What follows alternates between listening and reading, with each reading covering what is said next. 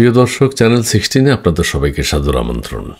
NCP, জাতীয় নাগরিক party, Napa এবং সেনাবাহিনী প্রধান জেনারেল ওয়াকারুজ্জামান, এদের মধ্যে মিল কোথায় বা পার্থক্য আছে কিনা সেটি আপনাদের সাথে শেয়ার করব। জেনারেল ওয়াকারুজ্জামান গত 11 মাস যা দেখিয়েছেন, জাতির সাথে যা করেছেন, এটি মনে রাখার মতো। অতীতে বাংলাদেশের কোনো সেনাবাহিনী প্রধান জাতির সাথে এইরকম পাগলামি আর করে নাই। দায়িত্ব আমি নিলাম, কি দায়িত্ব পালন করেছেন? ওই দেয়া যাবে না, সেই দেয়া যাবে না, স্টপ, ফুল স্টপ, দাঁড়ি, সব কিছু দিয়েছেন। কী জন্য দিয়েছেন? এইটা করা যাবে না, সেটা করা যাবে না, ডিসেম্বরে নির্বাচন হতে হবে, ওই করতে হবে, সেই করতে হবে, কিছুই তো হয়নি। এর হাস্যকর একজন সেনাপ্রধান বাংলাদেশের ইতিহাসেই প্রথম, 54 বছরের ইতিহাসে এটিই একমাত্র জাতি দেখেছে এরকম একজন সেনাপ্রধান যার কথার কোনো গুরুত্ব নেই। তিনি আবার আদর্শ মানুষ হওয়ার জন্য ঘোষণা দিয়েছেন কোন একটা অনুষ্ঠানে। আদর্শ নাগরিক, সুশিক্ষিত নাগরিক। আপনি দেশে যে এত মানুষ হত্যা হইল, আপনার বিবেক নাড়া দিল না, আপনি একটা কথা বললেন না। সেনাবাহিনীর উপস্থিতিতে মানুষ মেরে ফেলল, সেনাবাহিনী সহ নিজেরা মেরেছে। আপনি মানুষকে মানবিক হতে কীভাবে বলেন? কোন মানুষ মানবিক হবে? আপনাদের মধ্যে মানবিকতা আছে? জি না, নেই। আর এনসিপি, জাতীয় নাগরিক পার্টি, এই জাতীয় নাগরিক পার্টিকে সিকিউরিটি দিতে বাংলাদেশ সেনাবাহিনী কাজ করছে। এটা হচ্ছে চরম অপমানজনক আরেকটি ব্যবস্থা। এটাও বাংলাদেশের প্রথম।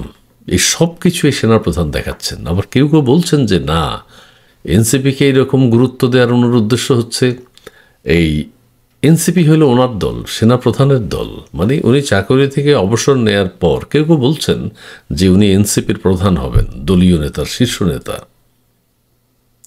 এনসিপিকে আপনি এত প্রোটেকশন দেওয়ার তো কোনো মানে নেই। এখন কুকুর দিয়ে নাকি পরীক্ষা করা হচ্ছে চট্টগ্রামে, এনসিপি যেখানে যাবে সেখানে তদারকি করা হচ্ছে। হায় হায় রে! সমন্বয়করা যদি কোনো রাজনৈতিক দল না করে সমন্বয়ক বা বৈষম্য বিরোধী ছাত্র আন্দোলন বা এরকম কিছু থাকতো সেটা অন্য কথা, কিন্তু যখনই এরা দল করে ফেলেছে, নির্বাচনে যেতে যায়, ক্ষমতায় যেতে যায়, তখনই সমস্ত রাজনৈতিক দল যেরকম, এনসিপিও সেরকম ক্ষমতার লড়াই করে আসতে হবে। বিএনপি যা করছে, আওয়ামী লীগের বিরুদ্ধে যা করা হয়েছে, এইরকম নিষিদ্ধ হবে, ওই করবে, সেই করবে। এনসিপি যেখানে যাবে রাজনৈতিকভাবে আসতে হবে, সেনাবাহিনী পুলিশ ছাড়া আসতে হবে। কিন্তু এই সেনাবাহিনী তো তাদেরকে একা ছাড়ছে না। স্বামী যেমন ওয়াইফকে একা ছাড়ে না, বাবারা মায়েরা যেমন সন্তানকে একা ছাড়ে না, সেটা মেয়ে হোক আর ছেলে হোক, একা ছাড়তে চায় না ছোট সন্তানকে। সেনাবাহিনী এই ছেলেদেরকে ছাড়ছে না একা। নুসরাত অথবা তাসনিম যারা কোথায় গিয়ে কী হয়, ওদের দেখভাল করতে হবে। ওটারও বাংলাদেশের শীর্ষ মানে সন্তান, কৃতি সন্তান, তাদেরকে পাহারা দিয়ে রাখতে হবে। তাদের গায়ে যাতে ফুলের আঁচড় না লাগে। তারা হুমকি দিয়ে যাবে, তাদেরকে আদর করবে ওখানে। কেউ কাউকে হুমকি দিল, যে কোনো লোক হুমকি দিবে, হুমকি দিলে সেনাবাহিনীর কাজ হলো তাদেরকে প্রতিহত করা যারা হুমকি দিয়েছে।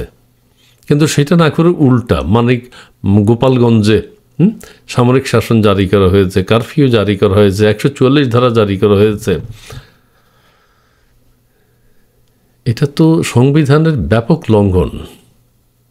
কি অত্যাচার না সেনাবাহিনী কর্মকর্তারা করেছে, এটা বোঝা যায় যে সেনাবাহিনী প্রধান, ওই হিজবুত তাহরির, জামাত সবাই মিলে একটা যৌথ প্রযোজনা। দেশ এখন একদম কয়েক ভাগে বিভক্ত।